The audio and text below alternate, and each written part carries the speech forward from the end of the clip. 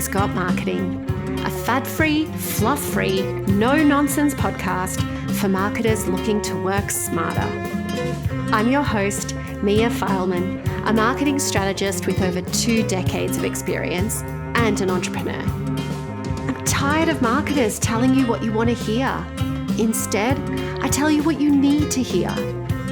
During the show, I chat with creatives and strategists about all the aspects of marketing, but especially marketing campaigns. Unpacking and dissecting marketing campaigns is what I do for fun. Got Marketing is brought to you by Campaign Del Mar, the marketing education platform where marketers and entrepreneurs go to upskill. Let's dive in, shall we? Hello, everyone. I thought it was about time I explained the milk moustache and the milk cartons on this podcast cover art. So my podcast name, Got Marketing, was inspired by the iconic Got Milk campaign. And while there are many iterations of the Got Milk campaign, lots of creatives, the most famous is of well-known celebrities and thought leaders with white milk moustaches. So hence my podcast cover art. But we're going to talk about the Got Milk campaign today because honestly, it is a marketing masterpiece. We live in an era of clickbait, cheap tricks to get momentary attention. And while most advertising is regarded as disposable with a shelf life of only a few months, if you're lucky, Got Milk has endured for more than a decade since it was first released in 1993. The slogan has become an international icon, and the phrase has been parodied more than any other tagline in history. But marketers like me, we have a penchant to get obsessed with campaigns that win awards, but don't necessarily drive business results. So in today's episode, we are going to scratch below the surface of this campaign and unpack how it came about, whether it was a commercial success, and what smaller brands can take away from this campaign. So to have this juicy chat out with me, I have invited back to the Got Marketing podcast the smartest and most talented and kindest marketer I know, my good friend Lauren Pickering. She is a professional marketer with over 15 years of experience across consumer brands, education, and professional services. Lauren has been the group brand manager of Maybelline New York, which is where we met, the senior marketing manager for Barbie, yes, that Barbie, and she's now the executive director of marketing for Lauriston Girls School. Hello. Hello. Good to be back and get my marketing geek on. So, yes, so this is a fun fact for our listeners. You and I recorded the first ever episode of the Got Marketing podcast.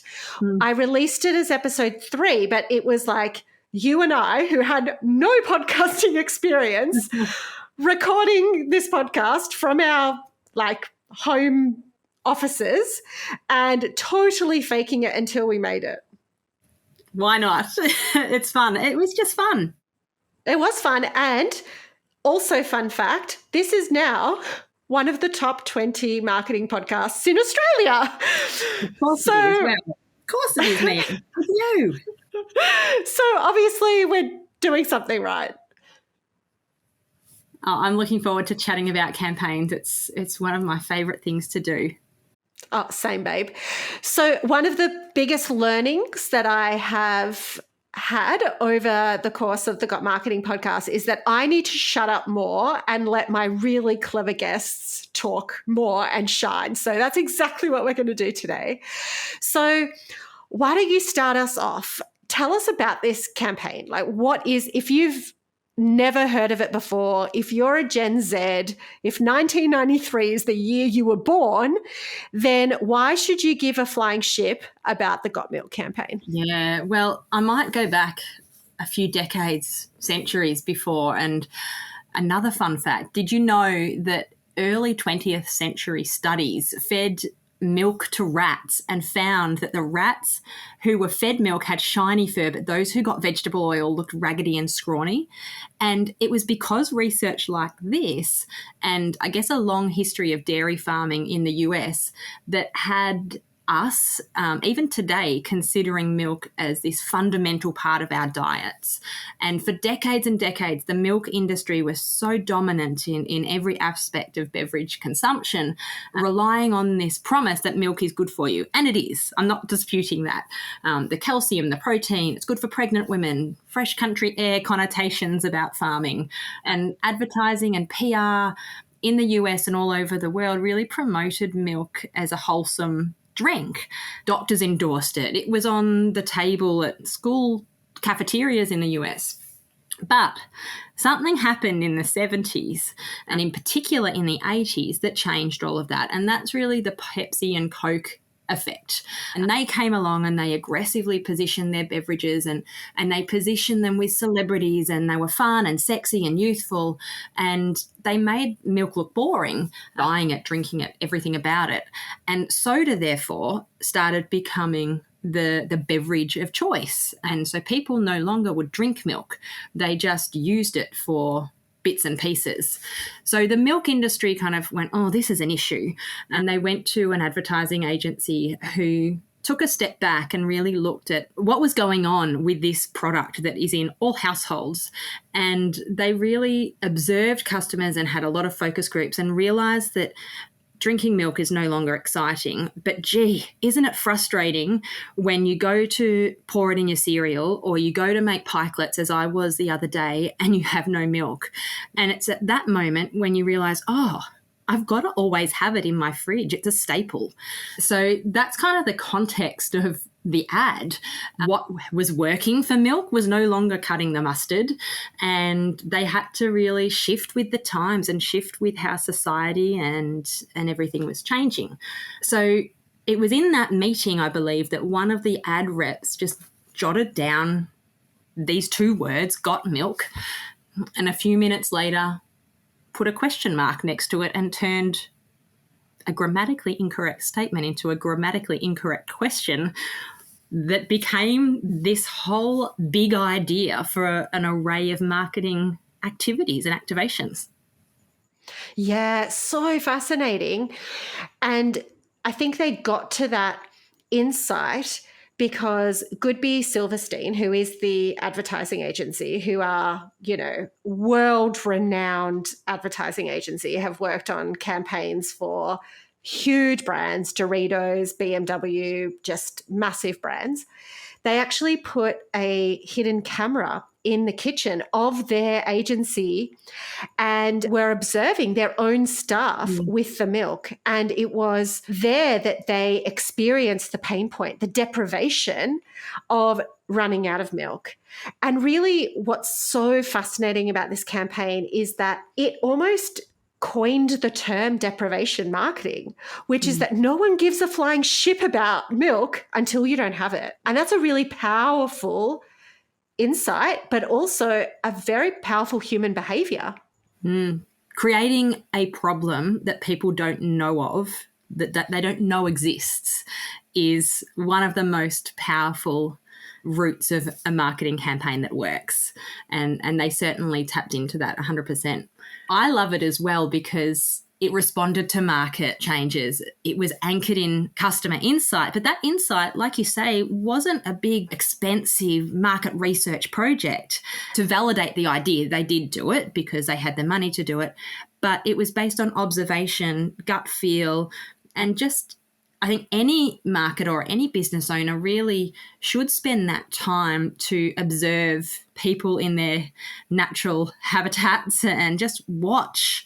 There's a real power in observation as a market research tool. Yeah. And so they came up with this very simple, grammatically incorrect slogan, got milk, ? Which allowed the audience to really sit on that and become problem aware. That's just the beginning of the brilliance of this campaign, really, right, Lauren? This campaign took huge creative risks. So they hired a director to film the first television commercial for the Got Milk campaign. And the director, he was almost a nobody. He was up and coming, but he was not as well known as he is today. He is Michael Bay, who went on to direct Pearl Harbor, Armageddon, and a whole bunch of other blockbusters. But they plucked him out of, well, not obscurity, but he was not big yet. And they asked him to direct this television commercial, and it was quirky as all get. It was so kooky. So it was like in a dingy kind of sort of cellar room, and there's this very awkward guy who's obsessed with American Civil War history, and he's about to win a competition, and all he needs to do is answer the question, and he knows this. However, he had just taken a bite out of a peanut butter and jam sandwich and went to take a swig out of the milk carton so that he could like get that cloying feeling out of his mouth, and the milk was empty and he wasn't able to answer the question on the radio, and as a result he lost this radio competition with this major prize. And this was like soul crushing because like this particular guy was born to answer this question. And so like it is so ridiculous. Like the plot is ridiculous, but it works. Like I've watched it recently and went, that is genius. Yeah, it's a great ad, and it's funny, you know, it didn't hit the Australian market. It's very American, right? But thanks to Hamilton, I'm now watching this ad where the question was, who shot Alexander Hamilton in the history of American politics and war times? And I'm like, it's Aaron Burr, damn it, it's Aaron Burr. and the ad, you know, with that peanut butter filled mouth, he's like, Aaron Burr, and can't get the answer out. And I guess that did start, that one creative started it, but that creative risk and that topic and that theme for an ad was so obscure. But it comes back to me for the reason for the campaign, which is the source of frustration, and the slogan, which is Got Milk, that makes such a really niche and quirky ad have longevity and weight. And look, I'm sure you say it to all of your customers and your clients all the time. If you target everybody, you're targeting nobody. And I'd argue that a category like milk, you know what? If anyone can target everybody, it's a category like milk. But what they did with the Got Marketing question mark was give people the opportunity to relate it to their lives and their situation rather than telling you you've got no milk. So with that one question mark and these many ways you could put the problem in front of people, be it an ad or be it licensing and collaborations, which they did a lot of, it was over to people to take what they wanted from this iconic movement that was happening at the time. Yeah, and I want to talk about the licensing and collaborations because those are great. But this is actually something that small businesses, or actually all businesses should take out of this, is that your big idea, the hero concept for your campaign, needs to be meaty enough to have that longevity. Like this one idea, they were able to roll out dozens of different creative executions, different scenarios, you know. Some were really quirky, like Aaron Burr. Some were a little bit more like straight shooting. But you don't want your campaign to just be like a one-hit wonder. Like you want several bites of the cherry because as we talked about in our first episode, people don't take action after seeing something once. And with this campaign, what they were really trying to do, I mean, the business objective was to generate milk sales, but really when you dig below the surface, it was a behavior change campaign. They needed people to stop drinking soft drink, which was very bad for them, and go back to reconsidering milk. And that takes a long time. And so one campaign creative, one TVC is not going to get the job done. And this really speaks to my love of campaigns, is that when you hit on gold, it can feed your audience for decades like this one. Yeah, and come back again. You know, it lasted for decades. Milk then shifted kind of when the whole wellness industry started to pick up again to moving away from a point of frustration to back to why milk is good to you. But then more recently, it's come back on TikTok with the Got Milk Challenge. So Got Milk is tried and tested over time, and that's where the best of the best live. And it must have been a huge decision and a big risk that they had, moving away from this message of health and wellness to a humour-based point of frustration, big idea. But that's, the crux of all marketing and all business comes into matching your product with your customers and making sure that you find that sweet spot. And they've highlighted that here. They didn't create it, they highlighted it. Totally. All right. So beyond the television commercials, what else was there? What were the other components of this campaign?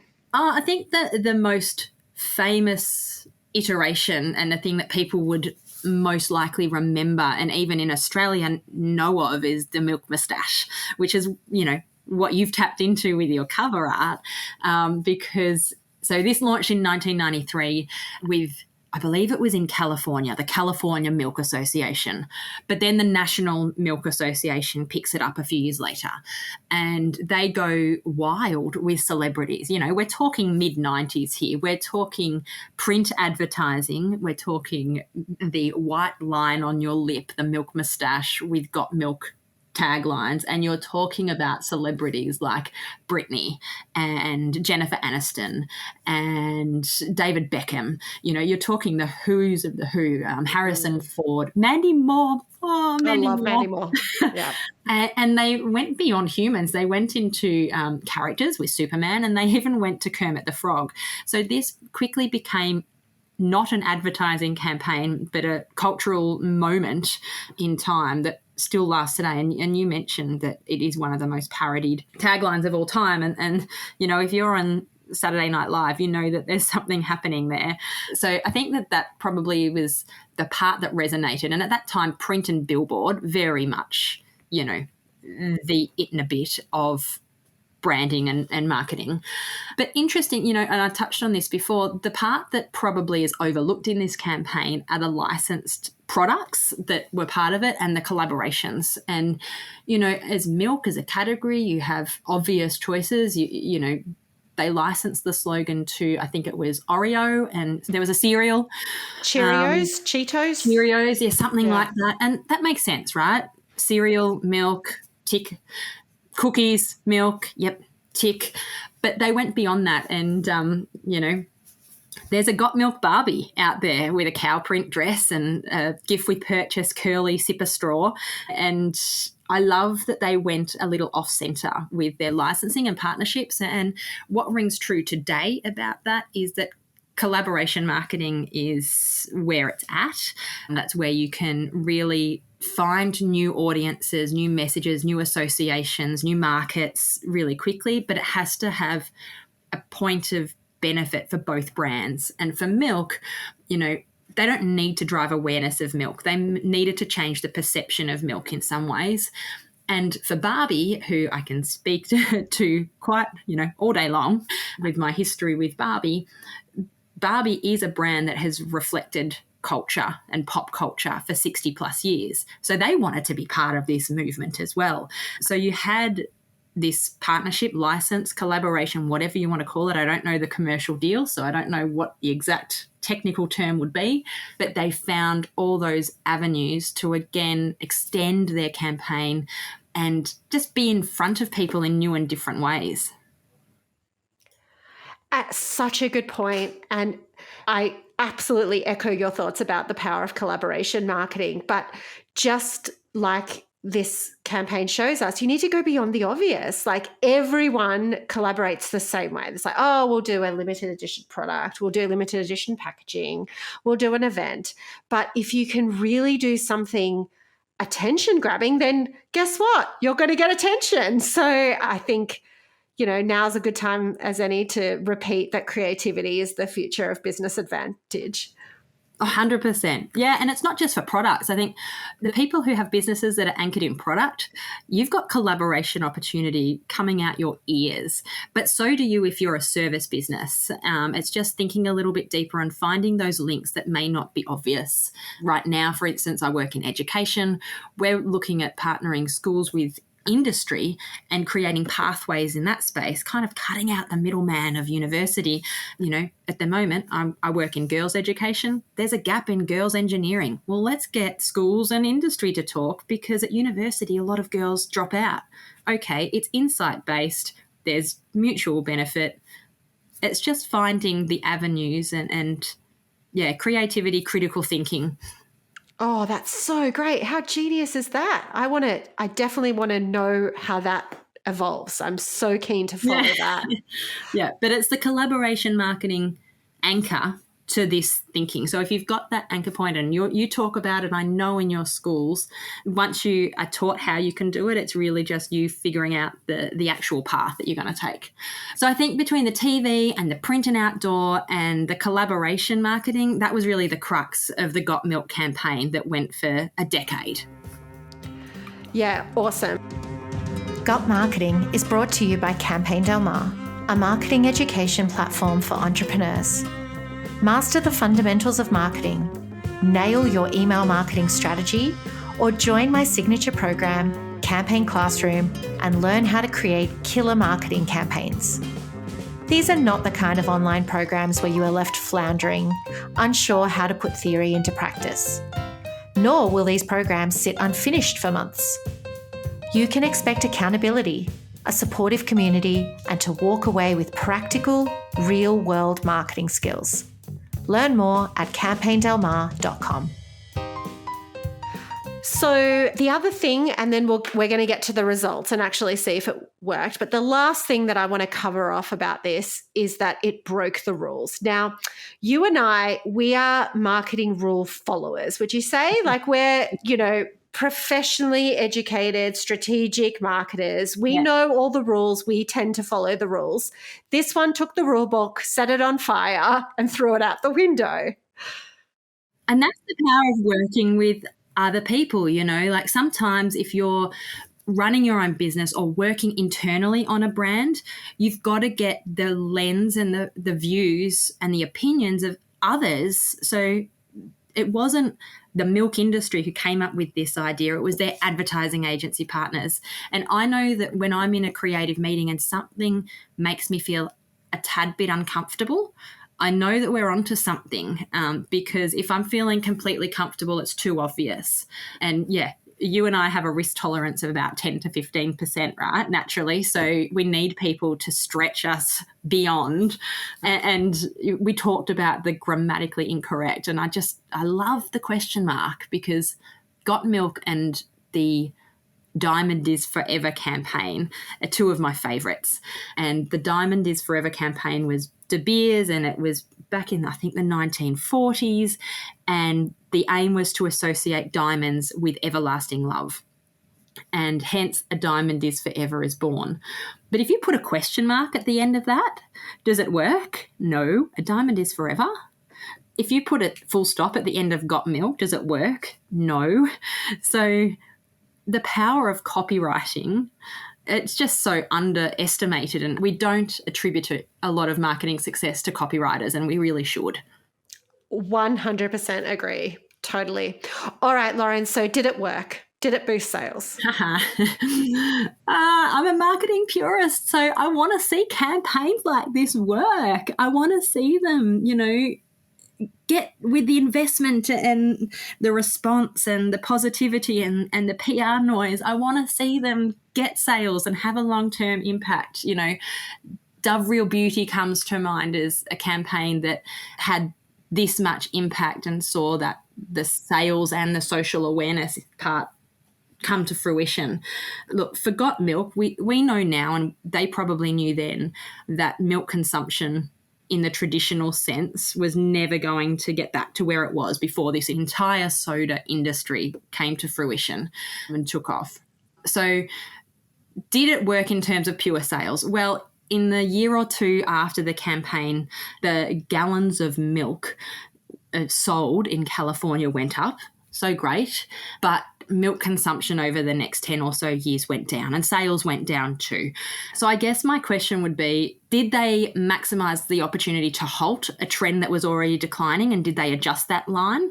The data says yes, they did. They stopped what could have been a $200+ million decline and saved that to be a $20-odd million decline. Did they, however, find a way to create a new problem or a situation to grow consumption in lieu of the drinking milk that they were losing to soda? No. So they didn't find that opportunity. And that's where I go back to the Diamonds Are Forever campaign. Diamond associates with everlasting love. All of a sudden, bang, a diamond engagement ring is the product of choice, and they've created a whole new market for themselves as a category product. So for me, it was never going to grow sales to the level, but I think it definitely, but for this campaign, what would have happened? And I can relate to that a little bit, because when I was at the helm of Barbie, the lovely movie Frozen comes out, and all of a sudden every little girl wants a Frozen and an Elsa doll, not a Barbie doll. And Barbie was in decline for a few years. Of course she was, because when there's switch behaviour, that happens. But for my team's actions at the time, what would have happened? Because we did everything we possibly could to minimise that decline. And eventually it turned in, Frozen had its moment, and then Barbie got back on positive growth. So it does raise the question, is advertising the only thing that can drive sales? No, it's not, and it shouldn't be. But yeah, so I think the answer to this question, did it work? It's a yeah, nah, very Australian. So many good points that you mentioned there, that I think that it did work in terms of it slowed down the ultimate demise of milk, which was inevitable. But the thing that I heard you say, which is the thing that I believe, is that we are not in the business of turd polishing. That's not what marketing is. At the end of the day, the best marketing campaign in the world can't save a dinosaur industry. And, customer behaviors and customer preferences have changed. I'm lactose intolerant. I can't drink milk. And so do a lot of people. And so this was inevitable. And so I definitely don't blame the marketing. And I will always hold this up as a marketing masterpiece. I think that it did the best job it could do. But at the end of the day, the 4 Ps of marketing, or the 7 Ps of marketing, it's more than just the promotional element. It's the product, it's the price, it's the distribution strategies, all of those things that come into play. And I feel like the problem with milk consumption was that by the time they got to this campaign, it had already been too late. It was already a fuddy-duddy product. So, yeah. Yeah, I agree completely with you. It's a campaign that has its iconic status because of the so many things that were so right about it. And it's not only up to marketing and advertising to solve problems. It's still an incredible campaign, but you have to be realistic about the trajectory that followed. Exactly. All right. So what can small businesses take out of this? You mentioned clever copywriting is underutilized, underpotentialized. If you've got some budget, go and find a killer copywriter that's going to help you nail that message. Deprivation marketing is now alive and swinging, and we see this across a lot of brands, but it really started with Got Milk. But there is something there to explore, that all marketing should be insight-driven, and all big ideas should be based on a human truth. Like, no one thinks about milk until you run out, and that is a human truth. Anything else, Lauren, that smaller brands should take out of this? Yeah, I think on the insight thing, it's not expensive to gain market insight. I think the other one right at the start that we talked about was, don't just roll over and repeat year on year the things that have worked for you in the past. Milk was doing that for about a decade while Pepsi and Coke came on board and really took a big share. I never like to focus too much on what competitors are doing, because they're them and you're you, but gee, you've got to keep an eye on them. So keep an eye on your competitors, and not just your close competitors, what's broadly happening in society at the moment. Just to your point about the creative idea and that big idea, hold that at the core of everything you do when it comes to a campaign. Because if you rush off and apply that big idea into tactics that don't make sense and for that big idea, then it's not going to work. So you have to stress test that big idea. Will it work in the many different ways you see it rolling out? Yeah. The example that comes to mind about an industry that has always done this a particular way is like fast food industry. And I have a food marketing background. And for forever, the way that you advertised fast food was with food porn. You know, a burger that doesn't look anything like the Whopper that you actually get, the sloppy, disgusting Whopper, but it looks incredible. There's like crisp lettuce and like this bun actually has constitution, as opposed to being this flat, like lifeless thing. And that's just what you did. And then Burger King came out with the Moldy Whopper campaign, and everyone was like, what have they done? They have literally shown their product, not a competitor's product, decomposing, looking foul. And that's what they put in their advertising. And it absolutely worked, right? I mean, it won the Cannes Lion Award for creativity, but it also really worked to send home the proof point that Burger King don't use preservatives in their product. And like taking a commonly held misconception, like people believe it, that like, oh, well, it absolutely has preservatives. Like McDonald's chicken nuggets don't actually have any chicken in them. Like, of course they do. It's supplied by Ingham Chicken. Like it's totally chicken. And they just hit that right on the head with the Moldy Whopper. Yeah, and it's those two examples talking about in one episode, you know, Got Milk and Burger King Moldy, but there's nuances there in terms of, you know, people who are wanting to head down an anti-marketing or an anti-competitor angle. That's where Burger King go, and that's just the relationship of Burger King and Macca's and all those fast food giants. But Milk took it a slightly different way. They didn't necessarily go anti-marketing or anti-competitor. They went with the deprivation angle, and I think that could be much more appealing for businesses that had a smaller reach and a smaller opportunity to create tension and a smaller threshold for risk. Totally. I think the Burger King and the McDonald's little tiff that they have is it only works in their benefit. It's like, it's almost like they've gotten together and they've said, we are going to energize the category by doing this. This is going to be fun. We're going to have these Twitter wars. And at the end of the day, you know, there are days that you need a Whopper and there are days that you need a chicken nugget. And so, you know, like, and that's what's really actually, and we are totally digressing here, but this is my podcast, so I can do whatever freaking hell I want. This is a marketing rule that's made famous by Byron Sharp in How Brands Grow, is that we think that, oh, well, Burger King have their customers and McDonald's have their customers. That's not true. There is massive overlap. Like the empirical evidence has shown that people who use and consume in the fast food industry consume all the brands in the industry. And so, of course they do. Like there is no such thing as a Pepsi drinker and a Diet Coke. Like, you know, if you can't get a Diet Coke, you're going to get a Pepsi. Like that's just what it is. And so I really like that.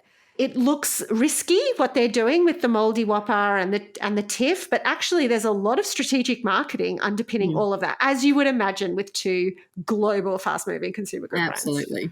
Yeah. All right. Well, we could talk forever. So we'll definitely just have you back and we'll pick another topic. Is there anything else that you would like to leave the listeners with?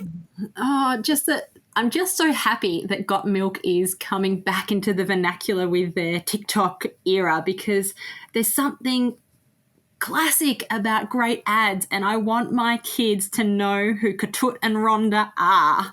Oh my God, yes. Yes, so true.